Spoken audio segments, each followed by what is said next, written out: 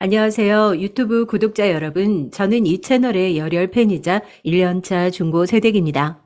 중고 세댁이 뭐냐고요? 제가 이혼한 지 3년 차. 이제는 정말 믿고 결혼 생활을 할 수가 있을 것 같은 동반자를 만나 재혼한 지 7개월 차가 되어가고 있거든요. 요즘 회사에서 직장 경력을 가지고 신입 채용에 도전하는 사람을 보고 중고 신입이라고 한다잖아요. 그렇게 따지면 결혼 생활을 경력 가지고 10월 뒤에 다시 도전하게 됐으니 저도 중고 세댁이라는 호칭이 딱 어울리지 않나 싶어서 지어봤습니다. 결혼 생활뿐만 아니라 직장 생활도 화려한 경력을 가지고 있어요. 다들 제 겉모습만 보시고 편견 가득한 목소리로 직업을 뭐냐고 물으시는데 제 직업은 변호사예요. 그것도 변호사 시험에 한 방에 합격한 나름 능력 있는 변호사랍니다. 20대부터 워낙 여가 생활뿐만 아니라 저 스스로를 사랑하고 저에게 투자하는 시간을 많이 가졌는데 그게 제가 지치지 않고 오래 일을 하는 원동력이 되었던 것 같아요. 등산도 다니고 낚시도 좋아하고 친구들이랑 와인부터 위스키까지 술 모임도 여러 개 하고 있고요.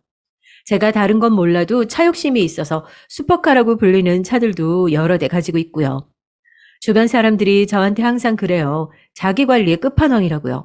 그래서 그런지 40대가 다 되어가는 나이에도 거짓말 조금 보태서 20대 후반처럼 보이는 외모와 몸매를 유지하고 호탕한 성격으로 주위 사람들에게 늘 사랑받으면서 그렇게 지내왔던 것 같네요.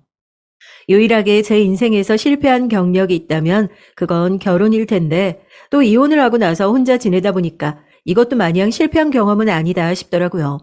첫 결혼은 대학교 졸업하자마자 급하게 했어요. 동기 CC였던 전 남편과는 뭐 여자 문제나 다른 문제가 있어서 헤어졌던 건 아니었고요. 그냥 당시에 서로를 품고 살기엔 철도 너무 없었고 정말 자기만 생각하느라 바빴던 이기적인 20대 남녀였거든요. 그래서 합의하에 큰 싸움 없이 바로 이혼하게 됐어요. 전 남편도 지금 동종업계에서 잘 나가는 변호사로 유명한데 아직도 재판에서 만나거나 동기 모임에서 만나면 서로 농담 주고받으면서 인사할 수 있을 정도? 헐리우드 커플이냐면서 주변 놀림도 많이 받았었네요. 그리고 요즘 뭐 이혼하는 사람이 얼마나 많은데요. 그거 아세요? 2022년도에 19만 쌍이 결혼을 하고 9만 쌍이 이혼을 했대요. 요즘에는 말도 안 되는 이유로 참고 버티고 사는 것보다야 아니다 싶으면 서로를 위해서 빨리 헤어져 주는 게 더 현명하다는 말도 있잖아요. 그래서 저도 명절에 부모님께 잔소리 들을 때를 제외하면 제가 한 선택에 단 한순간도 후회를 했던 적은 없답니다. 그런데 여기에 왜 사연을 제보하게 됐냐고요? 이혼하는 사람이 그렇게 많고 저 역시도 현명한 선택이었다고 여태 믿고 살았는데 아무리 중고세대기라도 시집살이가 힘든 건 변함이 없더라고요. 중고 신입들은 일도 척척 해내던데 중고 세대의 시집살이는 왜 익숙해지지가 않는 건지 모르겠어요. 제가 이번에 시집살이 아닌 시집살이를 겪게 돼서 이건 꼭 유튜브에다 사연으로 제보해야겠다 싶어서 부족한 글솜씨지만 사연을 보내게 됐습니다. 말은 저렇게 청산 뉴스처럼 했지만 저도 이혼이 살면서 처음 겪어보는 실패였는데 말을 못해서 그렇지 얼마나 힘들었겠어요. 이혼을 하고 난 이후로 이런저런 생각이 많았던 것 같아요. 전 남편과 싸우는데 이골이 난 상태였어서 매일같이 재판에 나가 의뢰인을 위해 싸우는 것 자체가 약간 지쳐있는 상태이기도 했고요. 이제 죽을 때까지 난 이 직업으로 살아야 할 텐데 과연 내가 지치지 않고 남을 위해 매일같이 싸워줄 수 있을까라는 생각이 들어서요. 그래서 로펌을 그만두고 여기저기 일을 찾아보다가 이제 막 스타트업으로 시작하고 있는 회사에서 자문 변호사를 구한다는 소식을 듣고 지원하게 됐습니다. 결혼은 하셨어요? 아직도 그런 구시대적인 질문하는 회사가 있단 말이에요? 저 변호사인 거 아시죠? 이거 잘못하면 신고당해요, 대표님. 예, 제가 실례했다면 죄송합니다. 아무래도 자문이 대부분이지만 회사가 생긴 지 얼마 안 돼서 야간 근무가 잦을 것 같다는 생각이 들어서요. 혹시 가정이 있으셔서 근무에 어려움이 있으시면 시간을 좀 조정해 드리려고 여쭤봤습니다. 괜찮아요. 저 이혼한 지 얼마 안 돼서 1인 가구거든요. 그리고 변호사가 밤낮 따져가며 일하면 그게 변호사인가요? 설령 제가 결혼을 했더라도 그렇게 프로답지 못한 사람은 절대 아니니까 부담 갖지 말고 일 주세요. 정말 뭐 사연 들춰내고 무리하게 굴려고 했던 이야기는 아니었으니까 혹시라도 불편하셨다면 다시 한번 사과드립니다. 저도 이혼한 지 얼마 안 돼서 사람들 시선이 얼마나 불편한지 잘 알고 있으니까요. 저도 농담한 거예요. 불편한 건 아닌데 정 마음에 걸리시면 다음에 법인카드 말고 대표님 카드로 밥 한번 사주세요. 스타트업 회사의 대표이자 이야기할 때 눈도 똑바로 마주치지 못하고 늘 수줍은 것 같은데 또 예의와 선을 지킬 줄 아는 사람. 그게 제가 본 남편의 첫인상이었습니다. 이제 막 시작하는 회사답게 제가 법적으로 알아보고 틀을 잡아가야 할 일은 엄청나게 많았고 회사에서 밤을 새는 일도 하다 했어요. 이제 막 시작한 회사에서 직원들이 사명감을 가져봤자 얼마나 가졌겠어요. 자연스럽게 둘이서만 야근을 하는 날도 잦았고 그렇게 저녁을 같이 먹는 날이 많아졌고 또 이혼은 그전까지 저희 각자의 흠이었지만 또 공통분모가 돼서 급속도로 가까워지는 계기가 되기도 했죠. 그렇게 일을 하면서 함께하는 시간이 많아지다가 또 어느 날은 회사 밖에서 취미 생활을 공유하기도 하고 그렇게 대표이사와 고문 변호사가 아닌 같은 아픔을 공유하고 있는 연인으로 발전하게 됐습니다. 나야 뭐 어린 나이에 결혼이 얼마나 무서운 일인지도 모르고 철없이 애들 장난처럼 했다가 이혼한 거라고 쳐도 당신은 결혼 생활도 꽤 길었다던데 어쩌다 그런 거야? 전 와이프, 내가 회사를 차리는데 정신적으로 많이 의지가 됐던 사람이야. 회사 초반에 내 스케줄이 워낙 많아서 평사원이랑 똑같이 급여 받아가면서 내 비서 일을 자처해서 해주기도 했었고. 그래서 아직도 미안한 마음밖에 없어.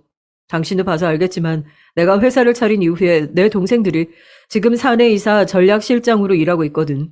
재수 씨 둘도 이전에는 회사에 나와서 일을 도와줬었고. 가족들이 그렇게 물심양면으로 도와줬으면 초창기에 회사 자리 잡는 데는 어렵지 않았겠네? 빠르게 자리를 잡긴 했지. 그런데 가족끼리 너무 가까이 지내면 오히려 독이 될 수 있다는 말이 있잖아. 난 몰랐는데 전 와이프가 그러더라고.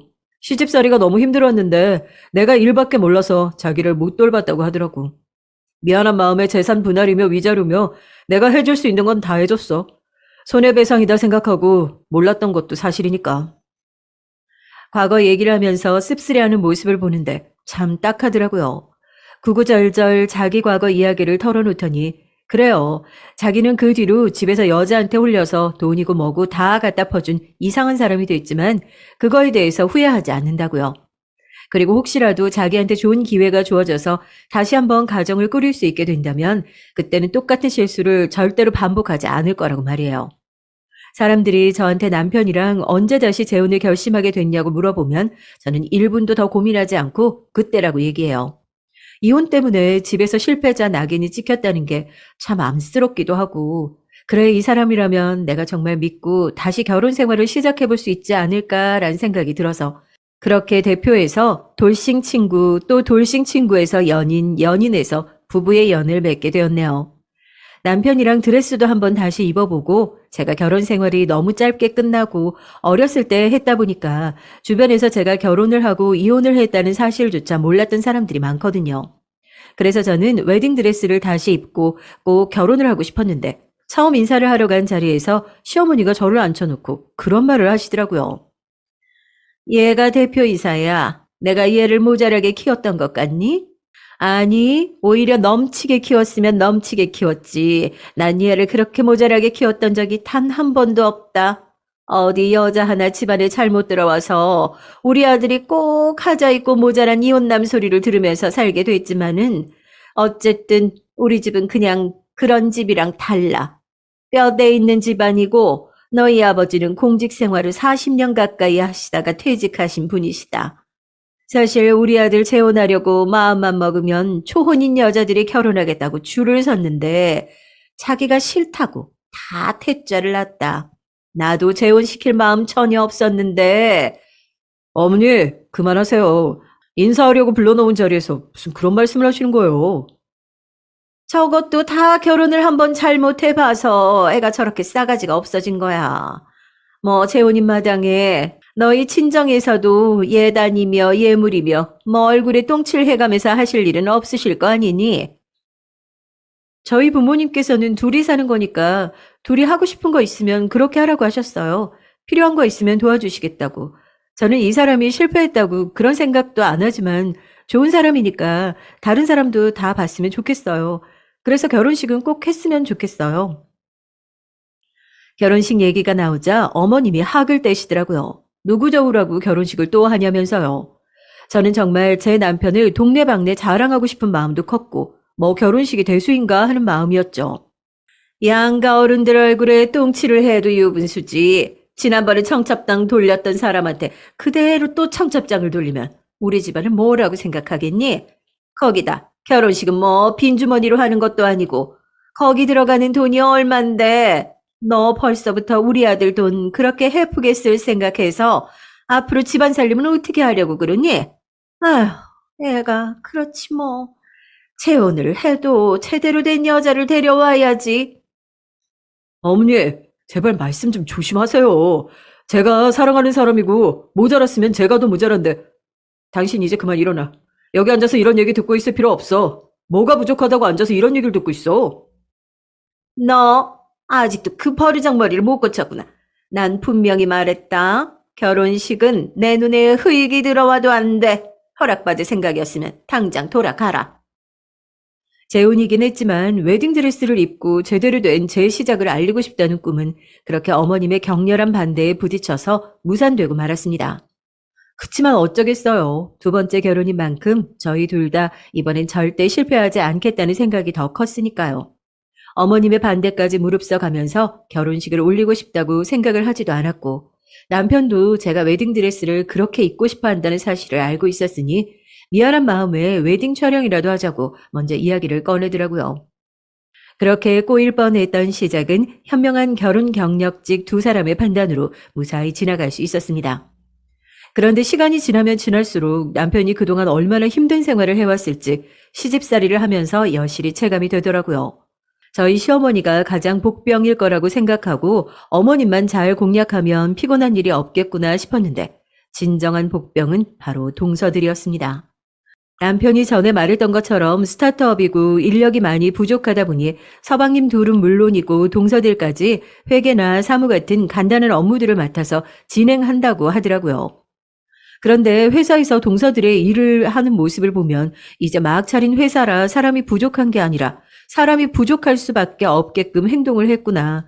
그 많고 실력 좋은 직원들 누가 다 내쫓았나 했더니 결국 이 집 식구들이 그런 거구나 하더라고요.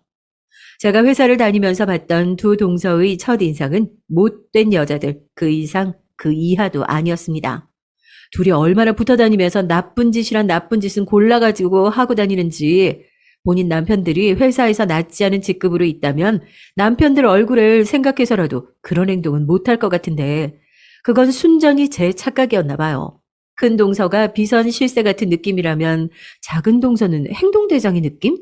처음에는 제가 손윗 사람이기도 하고 법무팀이라고 하니 눈치를 좀 보는 것 같았는데 시간이 지나면 지날수록 본색을 드러내더라고요. 형님, 바쁘세요? 지금 검토해야 될 서류가 있어서 박 팀장님, 회사에서는 호칭 좀 주의해줘요. 회사 사람들이 들으면 뭐라고 해요. 가족기업이라고. 태만하게 운영하는 거 아니냐고. 형님은 참 이상한 데서 빡빡하게 구신다니까. 저도 아주버님이 대표이사인데 좀 떵떵거리고 다니면 뭐 어때서요. 직원들도 그렇게 저 무서운 줄 알고 해야 되는 거지. 형님 안 바쁘시면 나와서 저희 좀 도와주세요. 나가보니 큰 동서가 있는 마케팅팀에서 물건 발주가 잘못 들어가서 3,000개가 넘는 박스를 직접 손으로 포장해야 될 일이 생겼다고 하니 직원들 다 같이 불러서 사무실에서 박스를 접고 있더라고요. 아니, 아무리 제가 가족이라고는 하지만 전 엄연히 제가 맡은 일이 있는걸요. 저희 남편이 저보고 여기 앉아서 박스나 접으라고 비싼 월급 주고 있는 건 아니잖아요. 더군다나 앉아서 박스를 접고 있는 사람들을 보니 마케팅팀과 아무런 관계도 없는 다른 팀 신입이나 인턴들까지 싹 다 긁어모았더라고요. 팀장님, 저도 그렇고 여기 이 친구들도 그렇고 자기 업무들이 다 따로 있는 것으로 알고 있는데 마케팅팀에서 발주가 잘못 들어간 걸 저희가 같이 책임져야 할 필요가 없다고 생각하는데요. 오히려 이 일을 하다가 제 시간에 자기 일들을 못 끝내면 팀장님이 책임지실 건가요? 그렇게 다른 팀 신입 직원들을 자리로 되돌려 보내고 저도 방으로 들어왔는데 얼마 지나지 않아 큰 동서와 작은 동서 둘이 박스를 들고 씩씩거리면서 제 방으로 들어오더라고요. 저도 말을 너무 심하게 했나 싶어 마음이 쓰여서 커피라도 한 잔 타서 얘기해볼까 하고 자리에서 일어났는데 큰 동서가 대뜸 제 얼굴 쪽으로 박스를 던지는 게 아니겠어요? 야, 내가 나보다 나이도 어린 애한테 형님 소리해가면서 내가 뭐가 그렇게 아쉬워서 너한테 지금 이러고 있는 걸로 보이니? 니네 남편이 여기 대표라고 지금 우리한테 네가 갑질하고 유세 떠는 거야? 내 남편은 여기 대표 동생이야. 하나밖에 없는 피부치라고. 어디 굴러 들어온 돌이 박힌 돌 빼내려고. 야, 네가 뭔데 직원들 앞에서 날 망신을 줘? 동서, 지금 너무 흥분한 것 같은데 제가 언제 동서들을 아랫사람이라고 무시한 적이 있었어요? 저는 그냥 아무리 생각해도 동서한테 업무 지시를 받는 게 정당한 건 아닌 것 같아서 얘기한 것뿐이에요. 그렇게 억울하면 대표님께 찾아가서 정식으로 문제 제기를 하시던가요. 업무상 불만이 있으면 날 붙잡고 이렇게 늘어질 일이 아니라 대표님한테 찾아가서 제대로 문제 제기를 하라며 돌려보내니 동서들도 한풀 꺾여서 잠잠해지더라고요. 순간 그런 생각을 하면 안 되는데 남편의 전 와이프가 왜 이혼을 결심했는지 알 것도 같다 하는 생각이 들었습니다. 저렇게 능력도 안 되는 사람들끼리 똘똘 뭉쳐서 회사에서 마치 뭐라도 되는 것 마냥 행동하고 다니는 걸 가만히 두고 보면 안 되겠다. 어떻게든 주의를 줘야지 하는 생각뿐이었죠.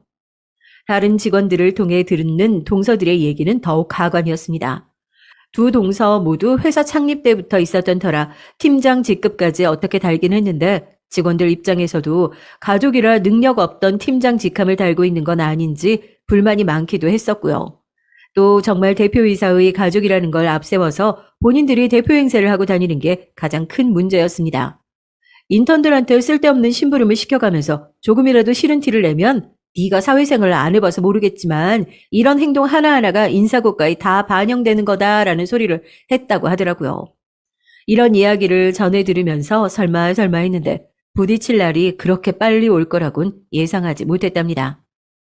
여기서 뭐예요? 왜 울고 있어요? 회사에서 무슨 일 있었던 거예요? 어느 날 손을 씻으러 간 화장실에서 세면대에 물을 틀어놓고 마케팅팀 인턴 한 명이 엉엉 울고 있더라고요.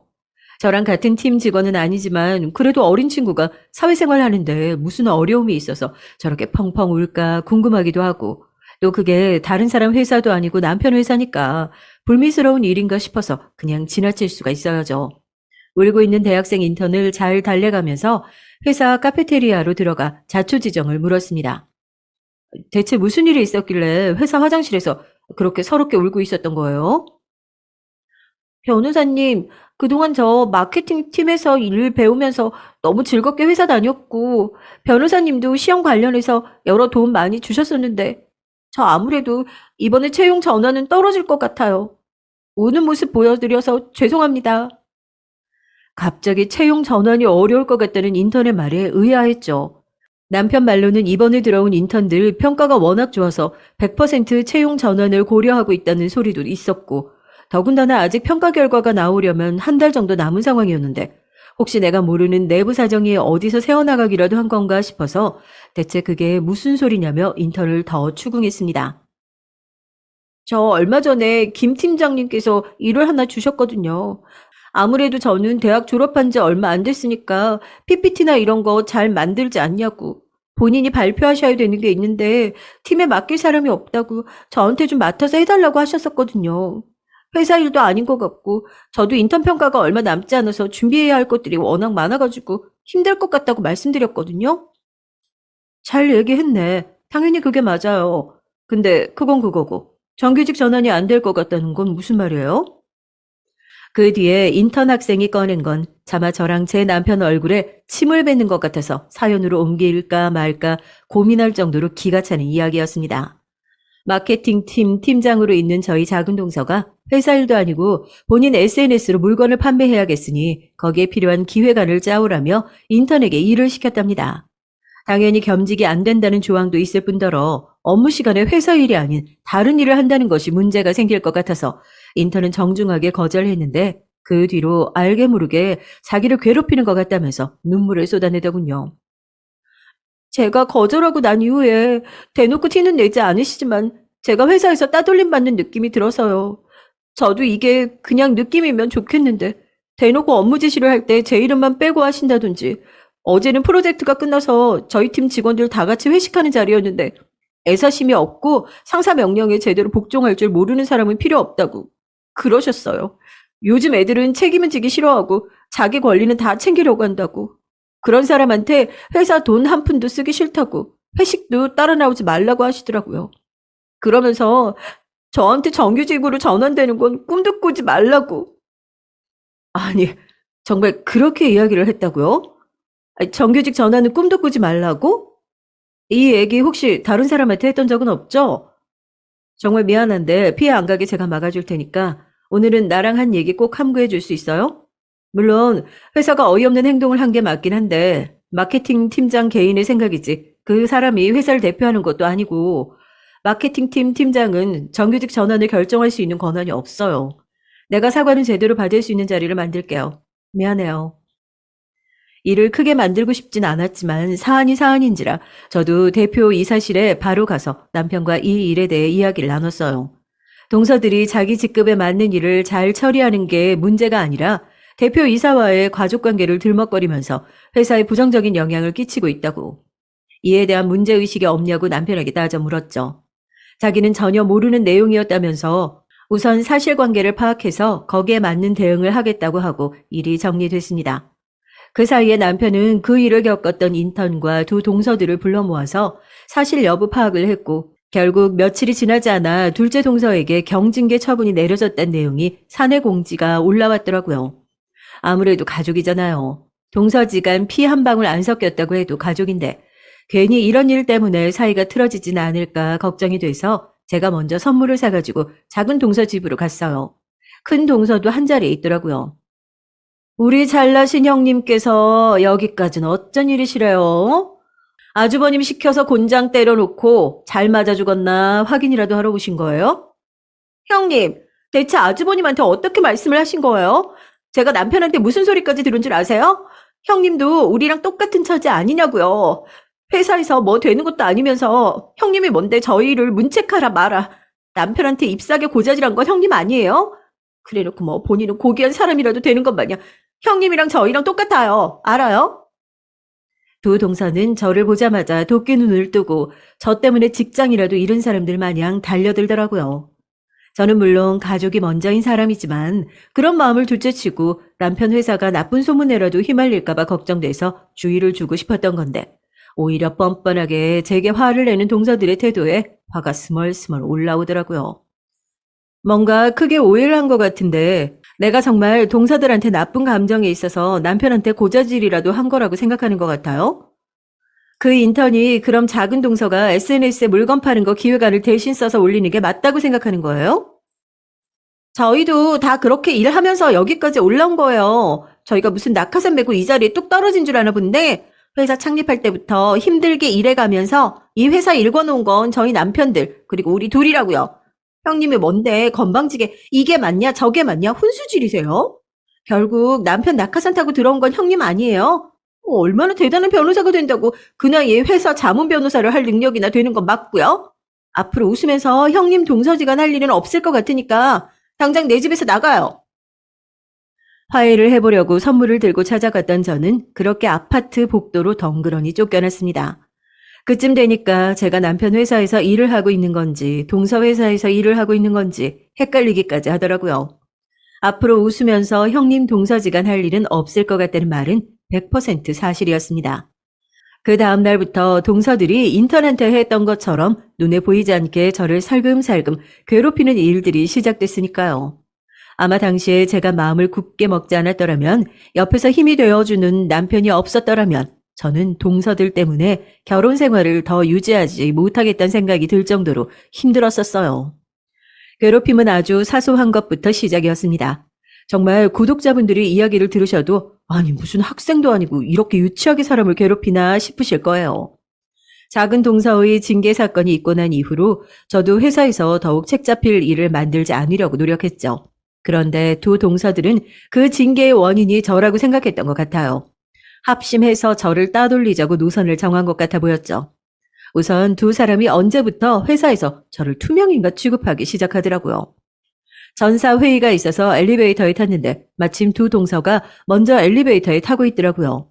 엘리베이터 문이 열리자마자 제가 반갑게 인사를 했죠.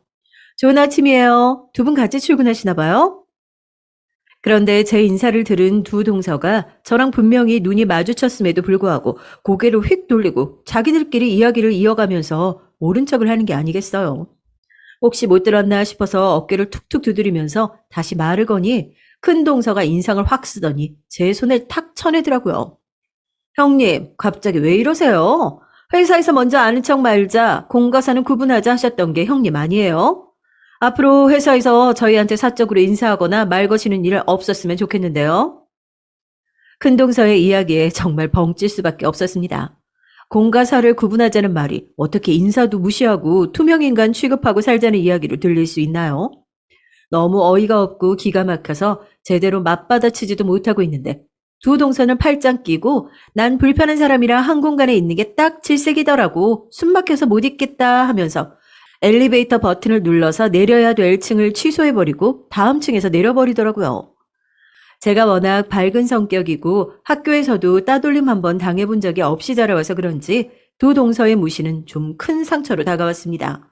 대체 내가 뭘 잘못했길래 이 사람들한테 이런 취급까지 받아야 하나 싶기도 했고 남편한테 하소연을 하자니 그런 거 있잖아요. 괜히 남편에게 말하기도 자존심 상하고 부끄러운 일 같은 거요. 그래서 어디다가 내색도 못하고 혼자서 끙끙 앓기만 했죠.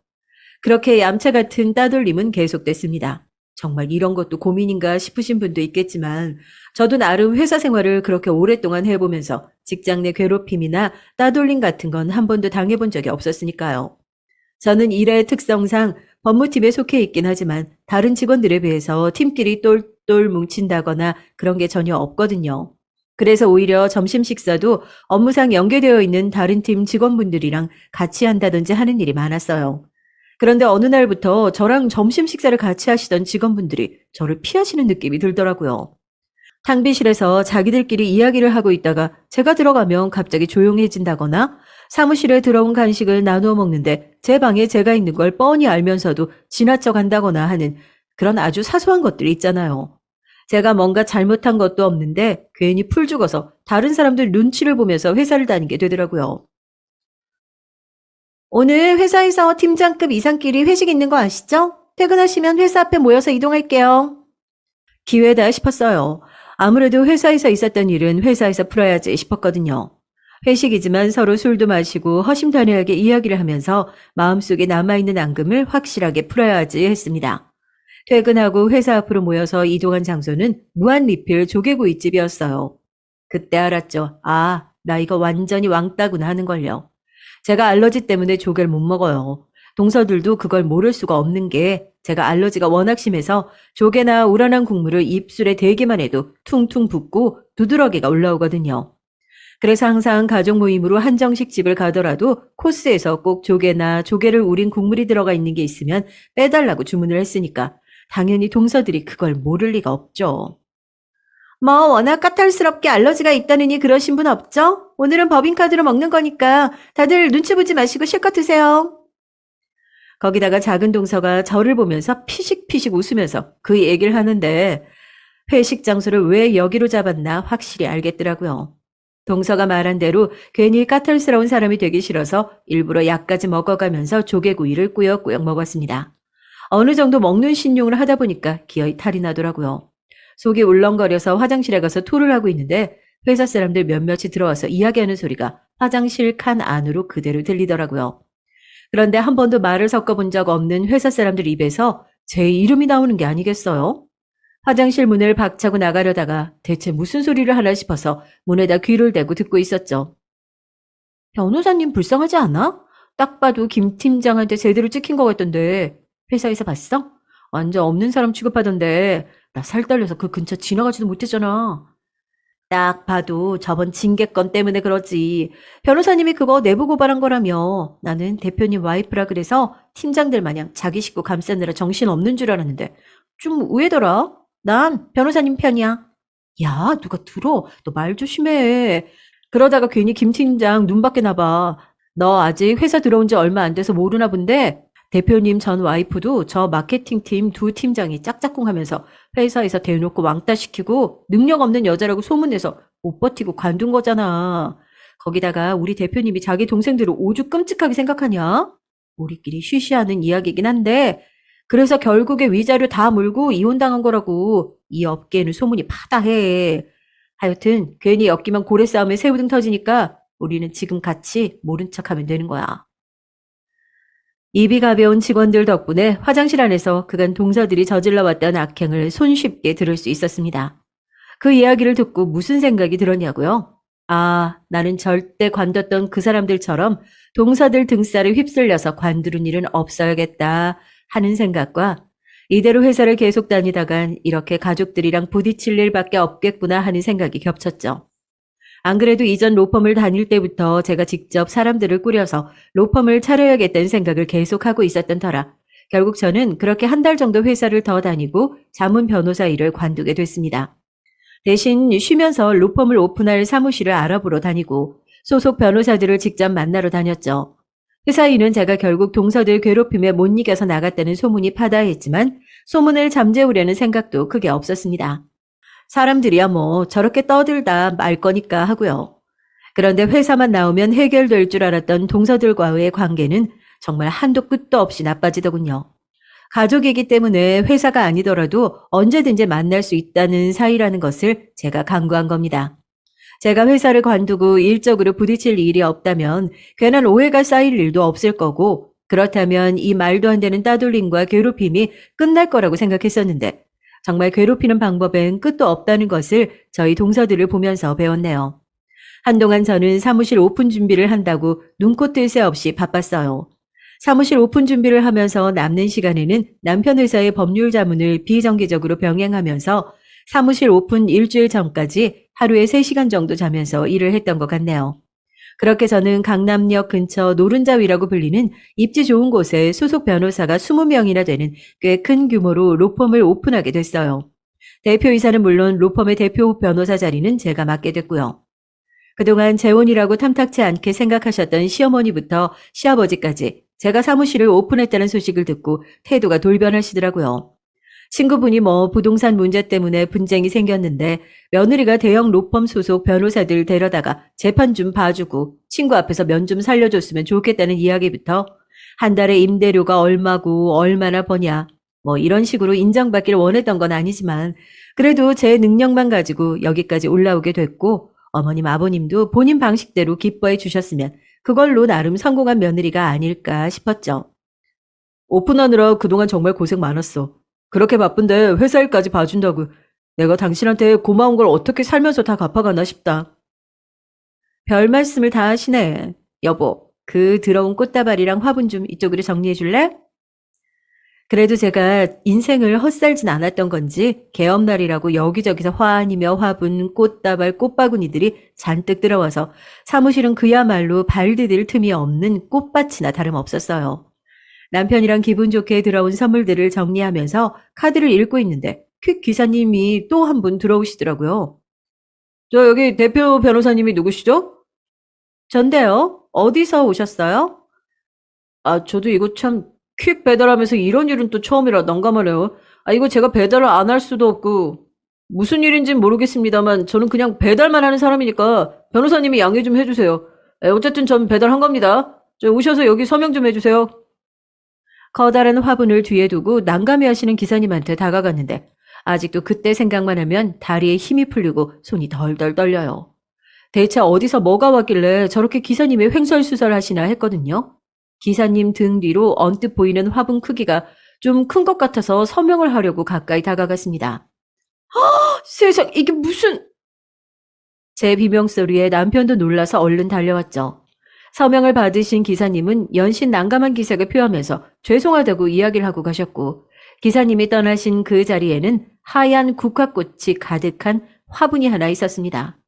수령인도 제대로 써있지 않고 화분에 달린 근조 리본에는 개업을 축하합니다는 문구가 써있었어요.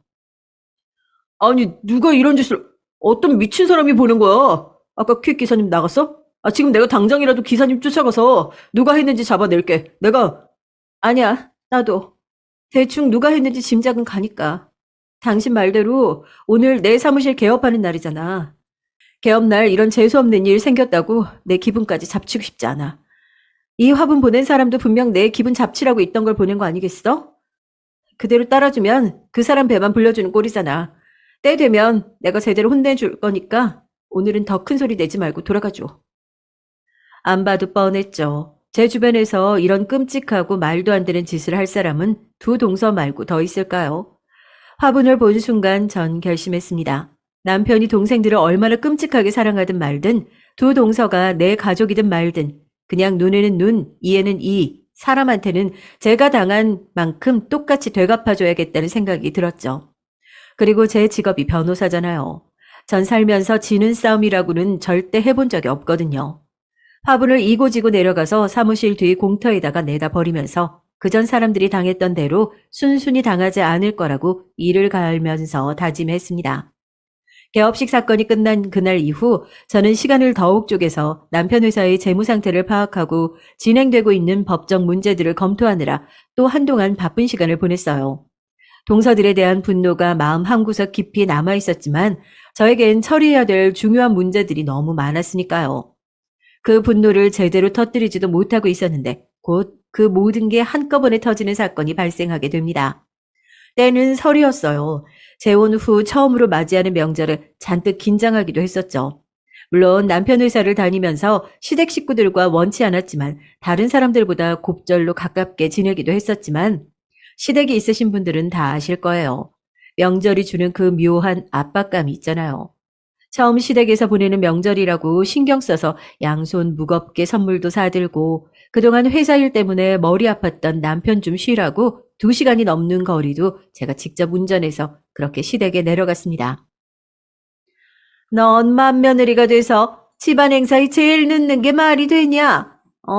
네가 아무리 뭐 잘 나가는 변호사니 어쩌니 해도 결혼했으면 넌 이제 이 집 식구야. 작은 집 애들이 와서 준비 다 할 동안 넌 뭐 하고 있었어? 둘째 얘기 들어보니까 넌 바빠서 시간 맞춰서 못 온다. 그렇게 딱 잘라서 얘기했다며? 아주 내 며느리 들인 게 아니라 며느리를 모시고 살고 있지. 얼른 들어가서 앞치마 하나 갈아입고 나와라. 가자마자 떨어지는 어머님의 불호령. 분명히 동서들이 오늘 저녁 늦게 도착한다는 연락을 받고 저 혼자만 일찍 가면 동서들이 눈치 보일까 싶어서 나름대로 배려한 거였는데 제가 시어머니께 혼나는 모습을 보면서 구석에서 자기들끼리 킥킥거리는 모습을 보니까 아, 내가 또 한 방 먹었구나 싶더라고요. 아니, 저는 형님이 바쁠까봐 먼저 와서 준비해놨죠. 어머님께도 형님이 요즘 바쁘니까 저희가 먼저 오겠다고 전한다는 게 아마 어머님이 뭔가 좀 오해를 하셨나 봐요. 저희가 뭐 형님 골탕이라도 먹이라고 그랬겠어요. 앞으로 어머님께 하는 말은 내가 직접 전할 테니까 괜히 중간에서 말 옮기지 않아줬으면 좋겠는데.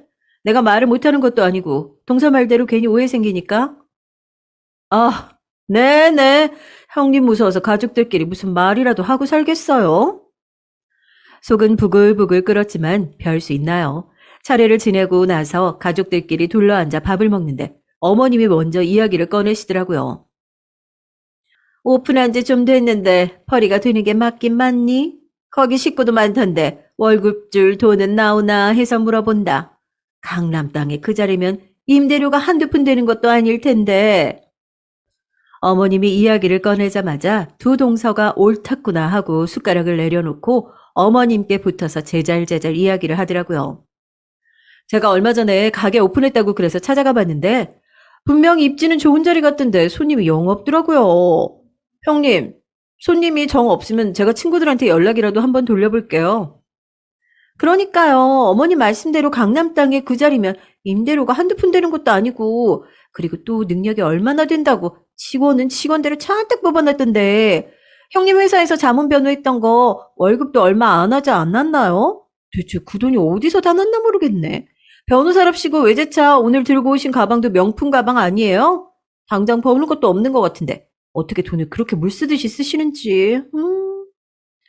동서들이 저를 고깝게 생각한다는 거 누구보다 잘 알고 있어서 명절에 어떤 이야기가 나오더라도 큰 소리 내지 말고 조용히 넘어가자고 생각했었는데 예의라곤 밥 말아먹은 두 동서는 저만 쏙 빼놓고 먼저 시댁에 내려와서 저를 엿먹인 것으로도 모자라서는 식사 자리에서 아예 대놓고 어머님께 말을 전하는 척 제 욕을 하더라고요. 그렇게 참아왔던 마음이 폭발하게 된 건 그 다음에 이어지는 큰 동서의 혼잣말 때문이었습니다. 능력 있고 좋은 여자랑 결혼한다고 그렇게 자랑을 하시더니 아주버님이 꽃뱀한테 제대로 물렸어. 어떻게 한 첩도 제대로 못 보고 아휴. 큰 동서의 이야기를 듣자마자 전 그 자리에서 숟가락을 탁 내려놓고 자리에서 일어났습니다. 뒤늦게 식사 자리에 합류하러 부엌에 들어온 남편도 제가 일어나 있는 모습을 보더니 무슨 일이냐며 허둥지둥 달려오더라고요. 제가 쓸데없이 아는 것 많고 능력도 좋아서 그동안 사랑하는 남편 가족들 풍비박산 날까봐 입 다물고 살았더니 분명히 저보다 아랫사람인 동서들이 저보다 나이가 많다는 이유로 저한테 너무 예의 없이 굴어서요. 어머님, 손윗사람이 돼서 그런 거 하나 제대로 못 잡으면 그게 어디 손윗사람이겠어요? 뭐? 여보, 이 여자 지금 말하는 것 좀 봐. 지금 나보고 한 얘기니 너? 동서들 앞으로 성큼성큼 다가가서 손을 올리자 뺨이라도 내리치는 줄 알고 눈을 질끈 감더라고요. 정말 비웃음밖에 안 나왔습니다. 이런 사람들이 본인이랑 나를 동급으로 생각하고 헐뜯었다는 게 너무 우스워서요. 저는 가방에서 제 명함을 꺼내 동서들 앞에 내려놨습니다. 내일 3시에 둘 다 로펌 사무실로 와요. 형님이 훈계하려는 게 아니고 이제부터 동서들이랑 나랑 법적 분쟁을 할 일이 생길 것 같아서 미리 얘기해 주는 거야. 주소는 명함으로 써 있으니까 이미 개업할 때 국화꽃 보내봐서 주소는 동서들이 더 잘 알고 있으려나? 여보, 그게 무슨 얘기야? 그때 그걸 재수 씨가 보냈다는 거야? 아주버님 아니에요. 야, 너는 무슨 말이야, 그게. 우리가 화분 보냈다는 증거라도 있어? 생사람 잡지 말고 증거 가져와. 제대로 헐뜯던지 하란 말이야. 내가 언제 화분 보냈다고 한 적 있었나? 아주 둘이서 머리 맞대고 하는 짓이라곤 그거밖에 없지. 어머님, 그리고 계속 저한테 한 달에 임대료 얼마 나오는지 물어보셔서 하는 얘긴데, 제가 변호사 일 열심히 해서 그 건물 제 거고요. 정 못 믿으시겠으면 아들 통해서 등기부등본이라도 확인해 보세요. 임대료부터 직원들 월급까지 남편 호주머니에서 나가는 돈이라곤 단 한 푼도 없으니까요. 화분을 받고 저보다 더 화를 냈었던 남편은 정말 재수 씨가 그런 짓을 한 게 맞냐면서 식탁에서 동생들을 붙잡고 호통을 치기 시작했고, 저는 그렇게 시댁 첫 명절을 쑥대밭으로 만들어 놓고 유유히 자리를 빠져나왔습니다. 동서들과 제 싸움은 이제 시작이었으니까요. 다음날 약속 시간에 맞춰서 로펌 사무실로 누가 삐죽거리면서 들어오더라고요. 두 동서들이었어요. 저는 직원을 시켜서 커피 한 잔씩을 내주고 동서들 앞에 서류 봉투를 내놨죠. 그동안 내가 힘없는 형님 노릇하느라 얼마나 힘들었는 줄 알아? 내가 조금만 준비한다 싶으면 여우같이 니들이 냄새 맡고 내가 준비하는데 또 초를 칠까봐 가만히 있었는데 너는 이제 다 끝났어. 서류 봉투를 열어본 동서들의 얼굴이 새파랗게 질리더군요. 봉투 안에는 남편 회사에서 그동안 서방님과 동서들이 10년 넘게 해왔던 횡령 내역과 이중 장부들, 그리고 저한테 국화꽃 화분을 보냈던 꽃집 CCTV 화면에 동서들의 모습까지 그대로 다 담겨 있었습니다. 아니, 이게 무슨, 형님, 뭔가 오해하신 것 같은데, 저희 회사 돈으로 장난친 적 정말 없어요. 믿어주세요. 저희가 그동안 형님한테 버릇없이 굴어서 기분이 상하신 건 알겠는데, 형님, 저 정말 잘못 없어요. 저는 그냥 둘째 형님이 하자는 대로 한 것뿐이에요. 저희 남편 그래봤자 실장이에요. 둘째 아주버님이 그렇게 다른 주머니 차서 준비해가지고 큰아주버님이 대표이사 자리에서 밀어내고 나면 저희한테도 한 자리 해준다고 약속하셔가지고 저희 부부는 시키는 대로 했던 것밖에 없어요. 야, 너 이제 와서 꼬리 자르는 거야? 국화꽃 보내자고 부추겼던 건 너잖아. 하는 짓이 꼴 보기 싫다고 신나서 꽃집 가서 주문할 때는 언제고 이제 와서 다 내 탓으로 뒤집어 씌우는 거야? 너야말로 어디서 뒤집어 씌우고 난리야. 합심해서 저를 괴롭히던 그 의리는 어디로 가고 제 사무실에서 머리채를 잡고 싸우는 두 동서를 경비를 불러서 다 끌어냈습니다. 그리고 남편에게도 그동안 회사에서 있었던 일들을 다 전해줬죠. 회사 규정에 따라서 해임 절차를 밟게 될 거라고 하더군요. 그렇게 사람 한 명을 바보 만들면서 자기들끼리 왕이라도 된 것처럼 따돌렸던 두 동서는 그날 이후 굳게 닫힌 저희 집 대문 앞에서 한 번만 용서해달라며 무릎을 꿇고 빌고 있습니다. 전 애초에 사과받을 생각도 없었으니까 동서들과의 연락처도 다 차단해 놓은 상태고요. 참 두 동서의 얄팍한 의리가 우습기도 하고 호랑이 없는 고래에 토끼가 왕노릇한다는 말이 생각나더라고요. 동생들을 끊어내야 하는 저희 남편도 속은 어디 말이겠어요. 그래도 이제라도 잘못된 걸 알았으니 늦었지만 바로잡아 보겠다고 제 손을 꼭 잡으면서 당신이 직접 나서서 이런 일을 하게 만들어서 미안하다고 사과하는 남편을 꼭 안아줬습니다. 우리가 한번 결혼에 실패하면서 배운 게 뭐냐고 서로 지켜주는 거 아니냐면서 말이에요. 동서들의 뺨을 시원하게 날리지 못해서 저도 조금 아쉬움은 남는답니다. 그치만 동서들이 쓰고 있던 가짜 왕관을 벗겨버렸으니까 뺨을 맞은 것보다 더 오래 얼얼한 아픔이 남았을 거예요.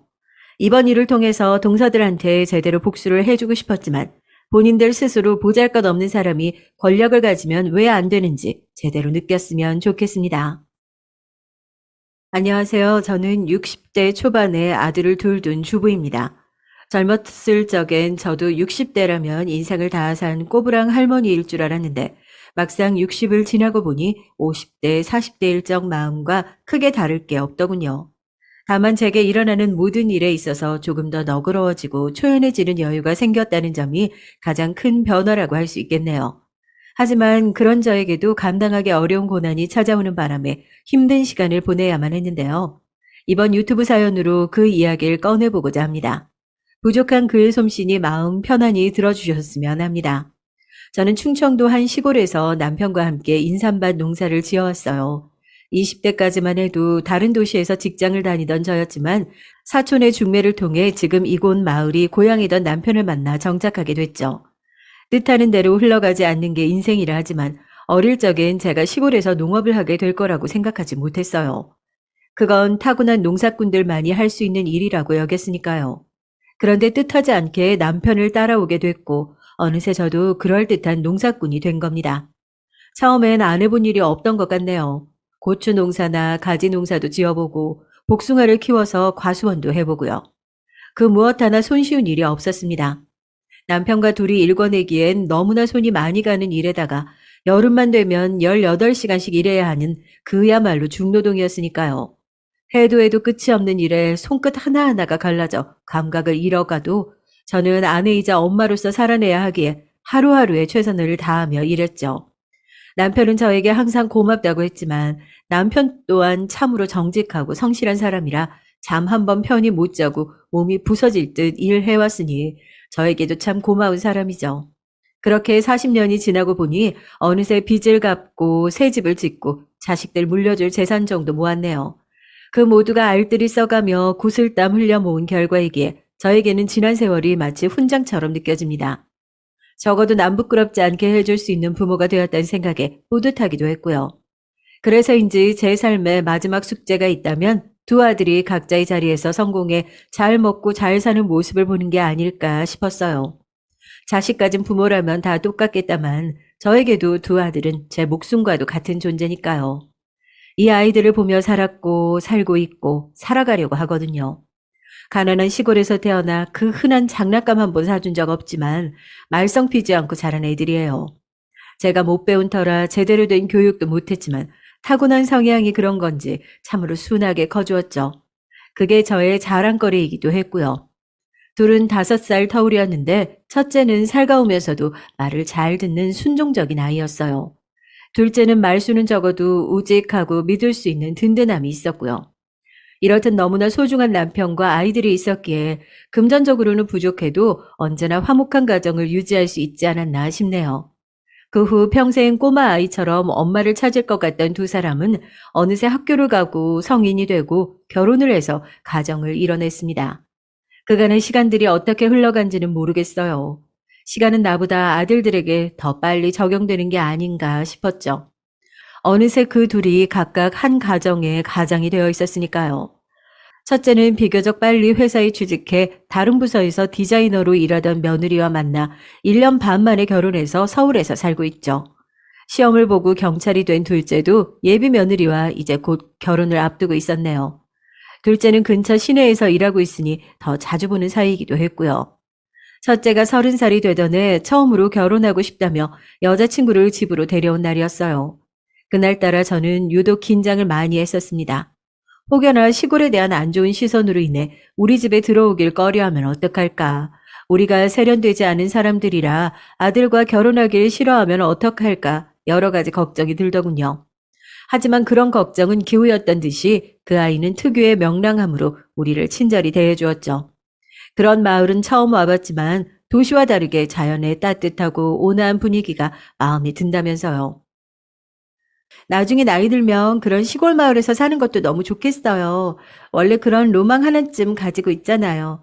어머님, 아버님 댁 옆에서 살아도 좋을 것 같고요. 그치, 지은 씨? 적당히 강단도 있고 고집도 있어 보이는 게 첫째와 잘 어울리는 아내감이라고 생각했죠. 첫째는 다 좋지만 약간은 무능감이 있어서 줏대를 잡아줄 사람이 필요할 것 같았거든요. 그 만남 후로 첫째 아들의 결혼은 일사천리로 진행되었습니다. 그동안 모아둔 돈으로 집을 마련해 주려고 했지만 첫째가 거절하더라고요. 자신이 모아둔 돈도 있고 첫 집은 대출받아서 전세로 가려고 했다면서요. 엄마, 괜찮아. 요즘 다 대출받아서 사는데요, 뭐. 안 도와주셔도 괜찮아. 아니다. 그래도 엄마 아빠 성이야. 젊은 너희들이 돈 모으는 거 쉽지 않을 텐데 벌써부터 빚 내면 안 되잖니.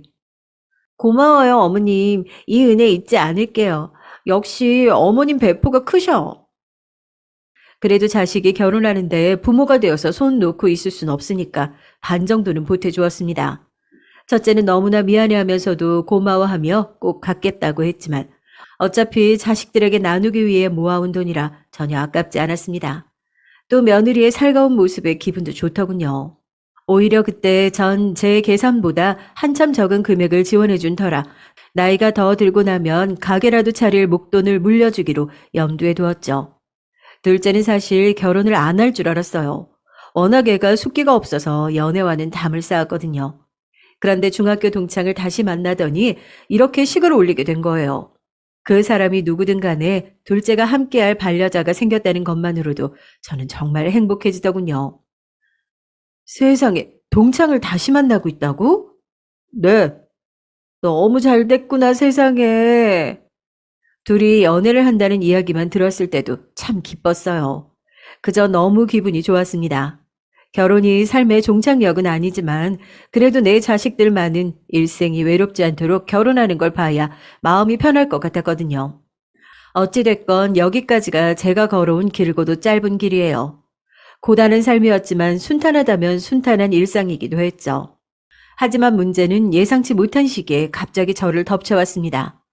첫째가 결혼한 뒤 1년 반이 지나고 둘째가 결혼을 반년 정도 앞둔 때였어요. 그러니까 둘째 며느리가 될 애가 한 번 인사를 오고 가족 간의 단합을 다져가고 있을 때였죠. 처음 둘째 며느리 될 애가 저희 집에 인사를 왔는데 글쎄 첫째 며느라기가 조금 시기 질투를 하는 것 같더라고요. 아닌 군기라도 잡을 모양인지 둘째 아이를 내내 못마땅하게 보는 것 같았어요. 어머님 안녕하세요. 둘째 며느리 애가 수줍게 인사를 건네고 들어올 때부터 성격이 내성적인 아이라는 건 짐작하고 있었는데 사실 시부모를 처음 뵙는 자리면 누구나 더 어렵고 불편할 수 있잖아요. 근데 첫째 아이가 어머 우리 동서 될 사람은 집안일 안 해봤나 봐. 과일을 못 깎어? 근데 아니 왜 이렇게 사람의 말이 느리지? 내가 아까 물은 질문 지금 하네. 괜찮아 그럴 수도 있지. 오히려 기다리는 재미가 있네. 아유 그만해 여보. 그럴 수도 있지. 사람 무한하게 싫어. 아니 그냥 나는 장난으로 하는 말이었지. 기분 나빠하지 마세요. 그래 좋은 자리에 좋은 말만 오가야 하지 않겠니? 그래 아가씨는 어디서 일을 한다고? 장난이라고 하는 말 속엔 뭔가 그냥 지나칠 수 없는 의미심장한 의미가 담겨 있는 것 같았어요. 좋은 분위기가 첫째 며느라가로 인해 어그러지는 것 같자 급히 남편이 수습을 했지만 차마 이때의 찝찝함은 지울 수가 없겠더군요. 뒤에 저에게 일어났던 일을 생각하면 더더욱이요. 첫째 며느라간 명랑하고 강단도 있어 보이지만 그만큼 자기 주장도 강하고 어딘지 날카롭고 뾰족한 구석이 있었어요. 안 좋은 의미로요. 그게 뭔진 그때 잘 몰랐지만요. 아무쪼록 저 때 이후로 두어 번 정도 같이 자리를 했는데 어쩐지 둘째도 둘째 며느리도 첫째 며느리를 불편해하더군요. 저한테 대놓고 험담을 한다거나 하진 않았지만 그냥 묘하게 느껴지는 분위기가 그랬습니다. 어머, 여긴 음식 맛이 좀 그렇네. 어머님 입맛에 맞으세요? 전 여기 꽤 비싼 곳이라고 해서 온 건데 여기 누가 예약한 거예요? 아, 예비 동서가 예약한 건가? 후기 이런 거 잘 살펴보고 예약하지 그랬어요. 요즘 인터넷 보면 후기들이 많이 놓아져 있는데. 아, 네, 죄송해요. 예, 괜찮다. 나는 그만해라. 네, 어머님. 아유, 전 어머님 입맛에 안 맞으실까 봐서요. 그래서 그런 거예요. 어렵게 자리를 만들어서 식사를 하려도 꼭 마지막엔 분위기가 이상하게 이어지더군요. 그런데 첫째 며느라간 저에게만큼은 살갑고 이쁘게 말만 하려 했기 때문에 그걸 지적하기가 어려웠어요. 차라리 저한테 했다면 무슨 말을 얹었겠지만 어쨌든 먼저 집에 들어온 첫째 아이의 마음을 상하게 하고 싶지 않았고 괜한 형님 동서 갈등을 만들고 싶지도 않았습니다. 그래서 넘어가게 됐죠. 지금은 이때 그냥 넘긴 것을 참 후회합니다. 그러다 일이 하나 생기게 됐어요. 별로 좋은 이야기는 아니지만 상황을 위해 먼저 설명하자면 남편이 나무를 하다가 낮은 절벽에서 떨어진 바람에 다리가 부러졌는데 그 뒤로 거동이 불편해졌거든요. 가뜩이나 나이를 먹을수록 농사일이 버거워져서 줄이려던 참이니 남편도 휴식을 취할 겸 여름부터 겨울까지 반년 정도만 아예 쉬기로 했습니다. 몇 년 동안은 계속 살펴야 하는 인삼밭을 제외하고서요. 막상 쉬려고 하니 또 좀이 쑤셔서 싫더군요. 매일 아침 등산을 가고 강아지를 데리고서 산책도 다니는 등 틈틈이 많이 움직이면서 운동을 하려 했어요. 사람 몸은 너무나 잠깐 사이에 굳어버리니 최대한 건강을 유지하려고 하면서요. 쉬면서 그동안 못 갔던 교회도 가고 책도 읽고 동네 이웃들과 어울려 지냈죠. 그런데 삶에 여유가 생기니 우리 엄마가 보고 싶더라고요. 엄마는 요양원에서 지내고 계셨습니다. 저희 집은 오남매였지만 엄마가 치매를 앓게 된 탓에 돌봐줄 만한 사람이 없었거든요. 저라도 나서서 모실까 했지만 전 일을 시작하면 왼종일 밖에 있어야 하고 그럴 바엔 차라리 형제들이 모여있는 서울에 계시는 게 좋지 않을까 싶었습니다. 돌아가면서 엄마를 찾아뵈면 될 테니까요. 다만 제가 살고 있는 곳이 요양원으로부터 너무 멀어서 자주 찾아뵙질 못했어요. 그게 항상 마음의 짐으로 남아 있었네요. 항상 1년에 한 번 겨울에만 찾아뵀는데 이렇게 쉬게 된 참에 한 달에 한 번씩은 찾아뵙기로 한 거예요. 남편이 함께 갈 수 없으니 그때부터 혼자 기차를 타고 서울을 오가며 엄마를 만나고 왔습니다. 그리운 엄마는 자주 못 만난 사이에 많이 수척해 있었고 이전보다 더 어린아이가 되어 있었어요. 엄마, 나왔어. 그래 왔니? 아이고. 제 얼굴도 잘 못 알아봤지만 다행히 이따금씩 정신이 들어 제 이름을 몇 번이나 부르곤 하셨네요. 희미한 목소리지만 그 한 글자 한 글자가 얼마나 감격스러웠던지. 저도 이젠 할머니가 되었지만 엄마 앞에선 여전히 사랑을 바라는 어린 딸이 되더라고요. 그렇지만 자식을 위해서 평생을 헌신하며 살아온 분인데 이렇게 혼자서 침대에 누워있는 모습을 보니 죄송스러운 마음이 더 컸네요. 그렇게 한 달에 한 번씩 의례적으로 찾아뵌 지도 3달이 지나갈 때쯤이었습니다. 남편은 최대한 움직임을 삼가해왔기 때문에 집에만 머무르다 보니 자동적으로 제가 남은 일거리를 도맡게 됐죠. 어차피 여름에 심은 게 없어서 큰 일손이 필요한 건 없었지만 이전에 일거둔 것들을 처리해야만 했어요. 가을이 되니 생각보다 거둘 게 많아서 몇 주간은 꽤나 바삐 움직여야 했습니다. 그런데 그 와중에 엄마 요양원에 갈 날짜가 다가온 겁니다. 바쁜 시기니 일정을 미루려고 했지만 이내 포기했어요. 안 그래도 지난번에 다녀올 때 하늘이 뚫린 듯 비가 오던 터라 약속을 미뤘거든요.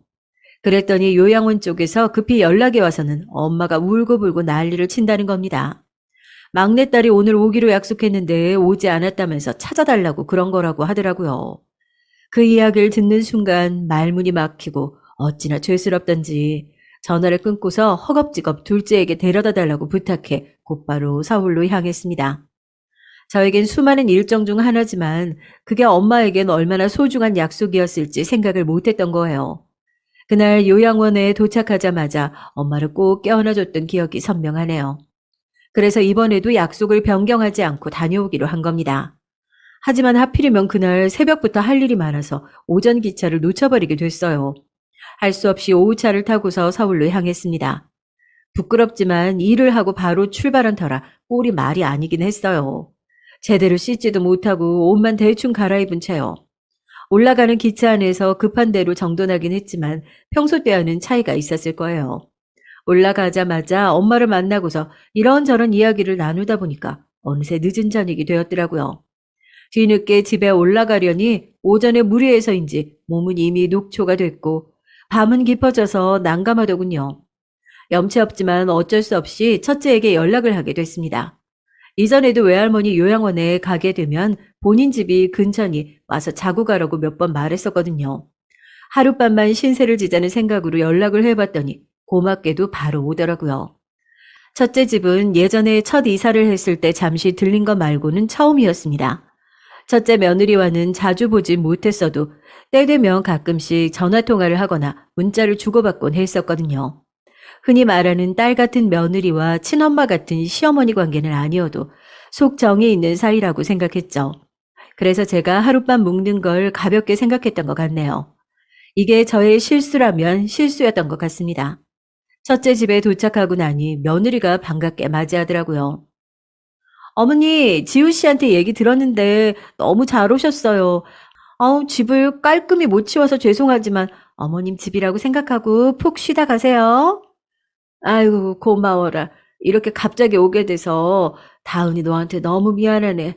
신세지고 싶지 않았는데. 그런 말씀을요. 오히려 잘 됐어요. 밤늦게 돌아가시면 위험하셨을 테고, 이렇게 된 거 아들 집도 구경하시면 좋잖아요. 고맙다. 고마워. 빈말이라도 먼저 나서서 반겨주고 챙겨주는 며느리가 너무 고맙더군요. 저는 샤워를 마치고서 아들 부부와 함께 이런저런 이야기를 나누었습니다. 저는 그동안 제가 남편과 둘이 지내며 있었던 소소하고도 소박한 하루 일과들, 지난 시간 동안 마을에서 일어난 수많은 자연 변화와 여러 볼거리들에 대해서 말해주었죠. 괜스레 걱정할까봐 요양원을 오가며 엄마와 있던 일에 대해선 이야기하지 않았지만요. 아들 쪽 이야기도 들어보니 그 부부도 열심히 살고 있던 것 같더라고요. 둘은 같은 회사를 다니고 있는데 회사 상황이 점점 안 좋아져서 부업으로 할 만한 다양한 일을 알아보고 있다고 했어요. 며느리가 인테리어 일을 하니까 그 전공을 살려서 카페 창업 쪽으로 생각한다고요. 카페를? 네, 어머니. 아무래도 회사가 혹시나 상황이 안 좋아지면 그럴 때를 대비해서 하나 창업을 해두면 좋을 것 같아서요. 제가 전부터 카페에 관심도 많았거든요. 돈이 조금 문제긴 한데 사실 회사 월급이 빤하니까 그래도 뭐 어떻게든 되겠죠. 그래, 다 때가 있는 거니까 기다려 보자꾸나. 네, 근데 그 때라는 게 언제 올지 참 모르겠네요. 돈이 있어야 때도 오는 건데 말이죠. 그저 나이든 시골 할머니로선 아들과 며느리가 하는 이야기가 무슨 말인지 정확히 알아듣지 못했지만요. 이런저런 생각이 많은 것 같기에 먹고 사는 걸 걱정하는 건 모두가 같은 고민이니 제가 해줄 수 있는 조언을 해주기도 했죠. 대화 중간중간 며느리가 둘째가 하고 있는 일에 대해 묻기도 했지만 저도 자세히는 몰라서 대답해주긴 어려웠어요. 며느리가 말하길 도련님은 말투가 너무 딱딱하고 경직돼서 대화하기 어렵다고 하더라고요. 살가운 첫째와는 전혀 다르다면서요. 그래? 네, 어머님. 저는 좀 어려워요. 아무래도 벽이 느껴지더라고요. 그런가? 나는 내 자식이니 잘 몰랐구나. 낯을 좀 가려서 그런 것 같기도 하고. 그리고 우리 동서 될 사람 있잖아요. 예비 동서도 조금 뭐랄까? 사람 눈치가 없다 그럴까? 그런 것 같더라고요. 어? 눈치가 없다고? 네. 어머님은 모르시는구나. 글쎄요, 제가 그날 예비동사 온다고 하루 종일 일했잖아요. 근데 옆에서 거들 생각조차 안 하더라고요. 그 모습 보고 솔직히 좀 놀랐지 뭐예요. 어머님은 뒤에서 일어나는 일이라 모르셨을 거예요. 아무튼 전 그래서 그런지 그때 이후로 동서를 제가 잘 단단히 교육시켜야겠다 생각해 두고 있어요.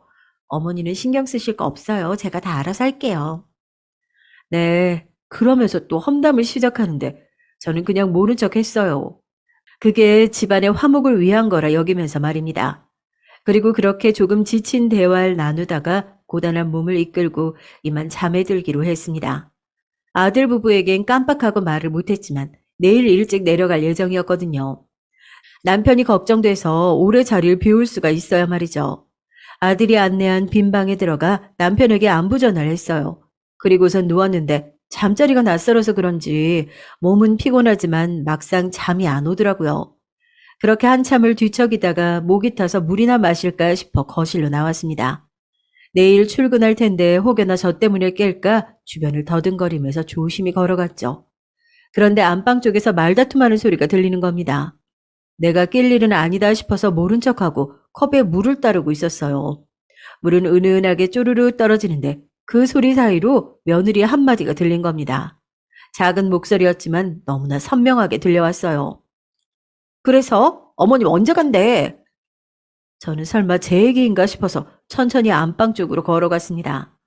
그냥 끝까지 모른 척 했다면 그 후엔 지금과 아예 다른 상황이 펼쳐지고 있을지도 모르겠네요.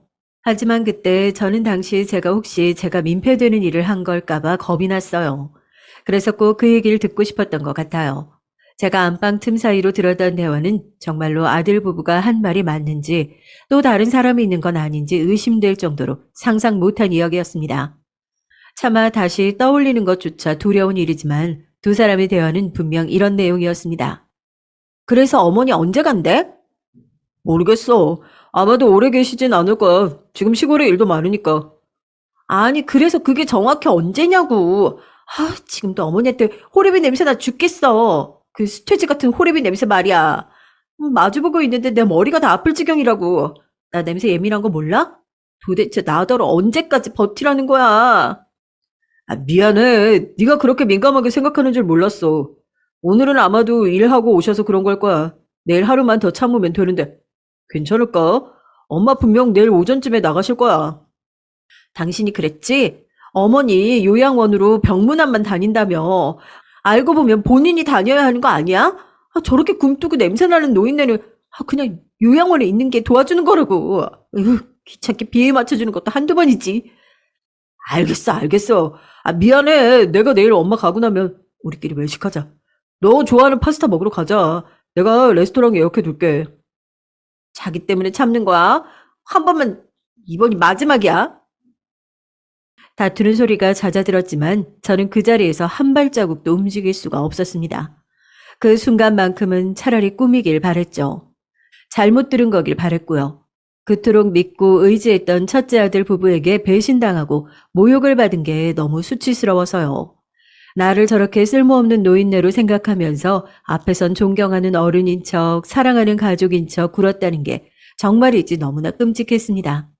저는 숨죽인 채 다시 방으로 돌아갔어요. 그 긴 밤 내내 소리가 새어나가지 않게 웅크리고서 눈물을 흘릴 수밖에 없었습니다.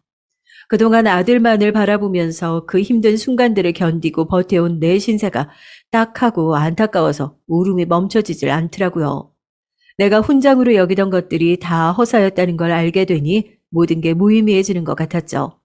그런 와중에 더욱 신경 쓰였던 건 며느리가 말했던 것처럼 엄마가 처음 요양원에 갔을 때도 자식들이 당신을 그렇게 생각해서 보낸 거라고 생각할까봐 겁이 나더군요.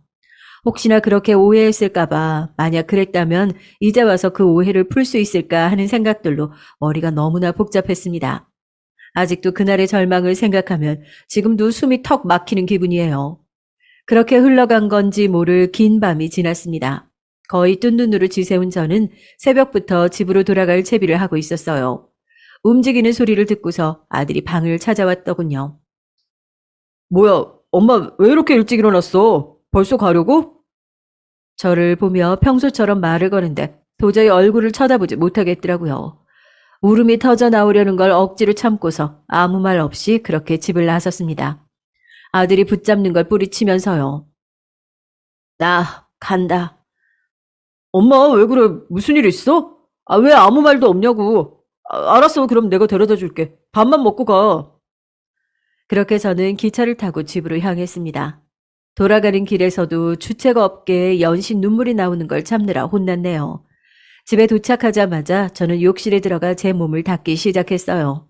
살이 부르트도록 닦고 또 닦아도 그 냄새라는 게 지워지지 않는 것 같았죠. 그럼 그건 아마도 제 몸에 밴 삶의 냄새가 아니었을까요? 그게 싫었다는 건 그냥 나라는 인간 자체를 증오했던 거란 걸 깨달은 거예요. 그렇게 욕실에서 하염없이 몸을 닦아내는 동안 남편이 다가와 무슨 일 있냐고 물었지만 아무 말도 할 수 없었고요. 그 뒤로 제 상태를 걱정한 남편이 이따금씩 첫째 아들과 통화하는 소리가 들렸지만 그래도 방 안에 틀어박힌 저는 여전히 자리에서 일어날 수가 없었습니다.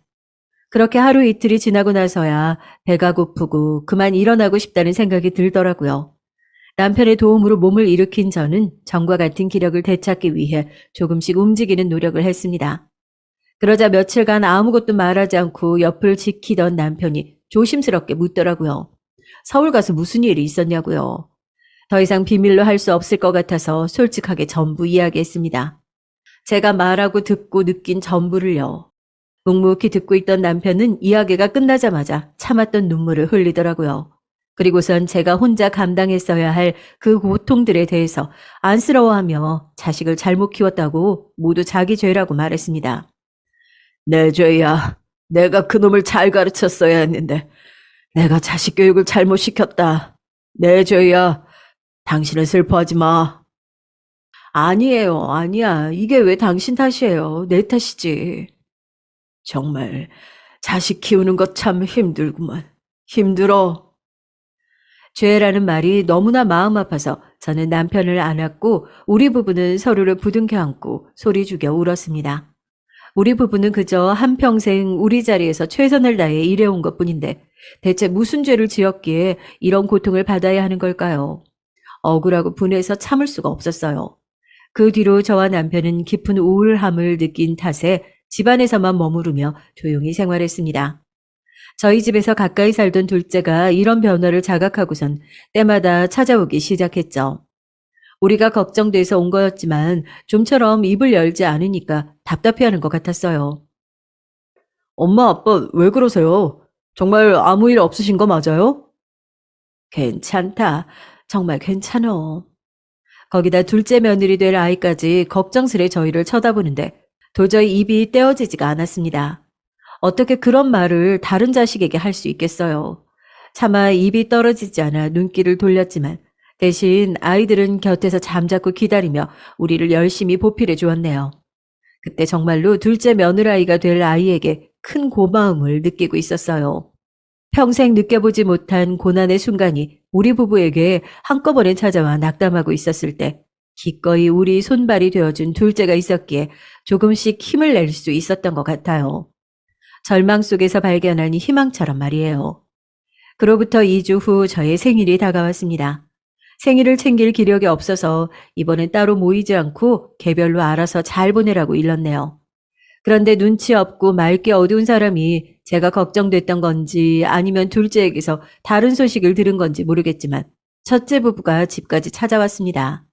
양손에 과일과 떡을 잔뜩 사들고선 왔더라고요. 여느 때처럼 반갑게 웃으며 저에게 달려오는데 저도 모르게 뒷걸음질 치고 말았습니다.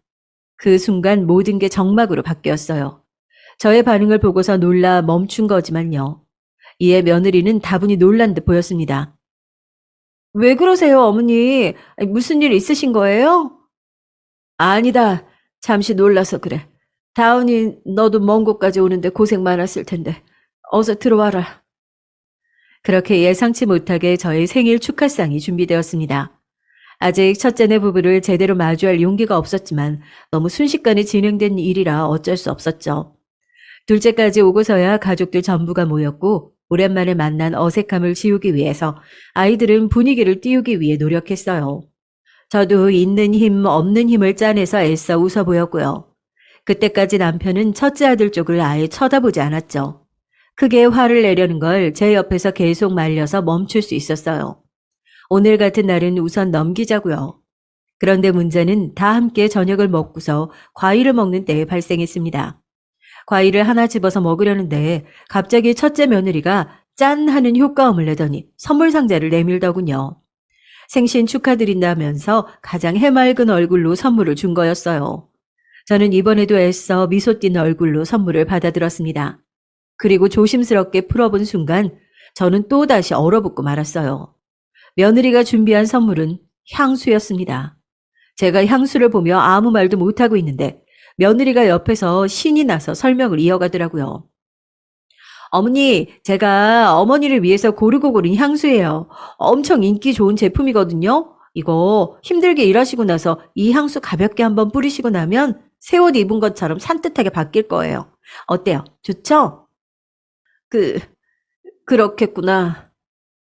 그렇게 말하는데 한편으로는 그때 아들 집에서 들었던 목소리가 같이 떠오르더라고요. 지금도 어머니한테 호레비 냄새나 죽겠어. 그 수태지 같은 호레비 냄새 말이야. 마주보고 있는데 머리가 다 아플 지경이라고. 나 냄새에 예민한 거 몰라? 저는 그 어지러운 목소리들을 더 이상 참지 못하고 향수가 담긴 상자를 바닥에 던져버렸습니다. 첫째와 둘째 며느리와 남편은 그 자리에 굳어서 얼어붙어 버렸죠. 그리고서 저는 여태껏 너무나 물어보고 싶었지만 다시는 아들 얼굴을 보지 못하게 될까봐 차마 묻지 못했던 것들을 며느리를 향해서 소리쳤습니다. 제발 그만해라. 다은이 너 내가 호레비 냄새나서 향수 준 거니? 네 눈에 나는 구역질 나는 병균 덩어리니까 이렇게라도 악취를 지우고 싶어서 선물해 주는 거야? 너무 고맙다. 내 마음이 잘 느껴져. 겉으로 웃으며 헤헤거리면 네 그 까만 속내가 안 보이니까 모든 게 만만하지? 그러니까 시어머니인 나를 이렇게 기만하는 거 아니니? 제 악에 바친 외침에 며느리는 놀라서 아무 대꾸도 하지 못하더라고요. 그 와중에 첫째 아들만이 뛰어와서는 제 손을 부여잡고 말하길, 엄마 왜 이러 갑자기? 아이 그게 다 무슨 말이야? 엄마가 왜 병균 덩어리냐고. 그러니까 내가 왜 너한테 그런 존재가 돼야 돼? 지훈아, 너희를 위해 평생 살았는데 엄마한테 돌아온 게 고작 그런 취급이야? 네가 어떻게 나한테 그래? 엄마 다 들었어. 너희 집에 간 날 밤에 너랑 다은이가 이야기한 거 다 들었다고. 다 들었다고? 정말? 그때 다 들은 거야, 엄마? 이런 생일상이 무슨 소용이고 생일 선물이 무슨 소용이니? 엄마 마음 갈기갈기 찢어놓고선 태어난 나를 축하해 주겠다고? 너희 때문에 처음으로 난 태어난 걸 후회하게 됐는데 이럴 거면 차라리 요양원에 맡기지 그래. 더러운 짐짝 취급받느니 그게 훨씬 더 사람 사는 것 같겠네.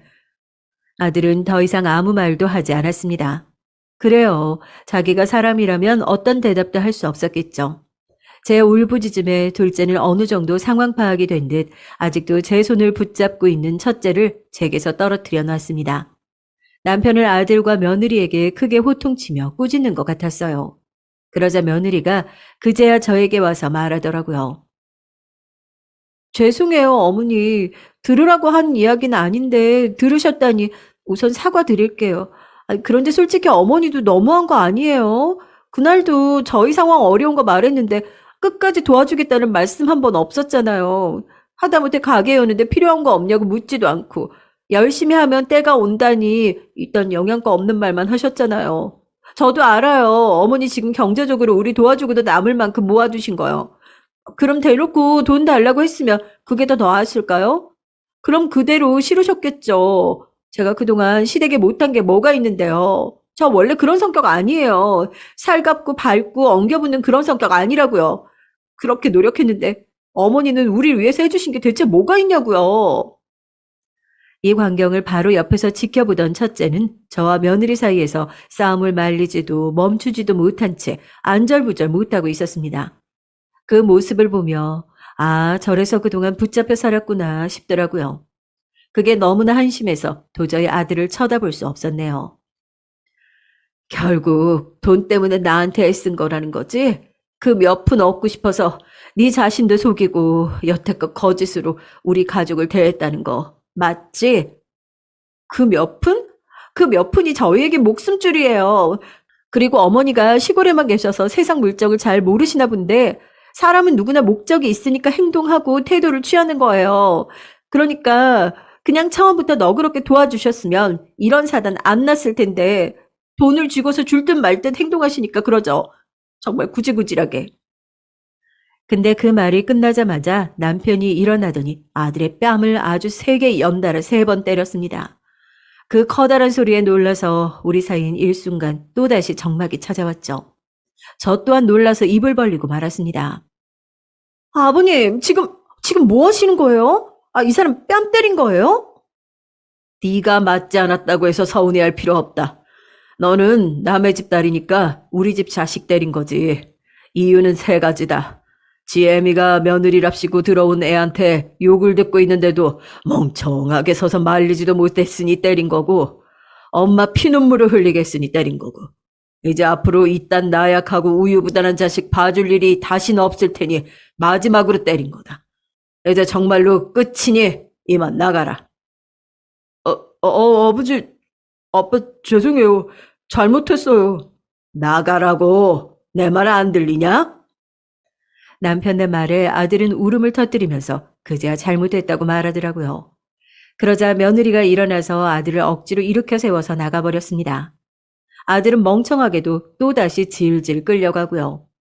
아무래도 거부할 수 없는 무언가가 있는 것처럼 아들은 며느리를 따랐습니다.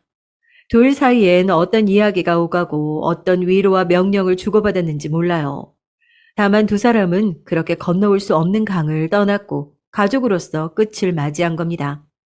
물론 피가 섞인 아들과 그렇게 말처럼 쉽게 절연할 수는 없겠지만 이번 일로 인해서 저는 마음의 문을 닫아버리고 말았거든요. 늘 순종적이고 순진했던 첫째는 이제 정말로 아내를 선택한 거겠죠. 그동안 무슨 일이 있었던 거예요? 힘드시겠지만 저한테도 말씀해 주세요, 엄마, 아빠. 그게 말이다.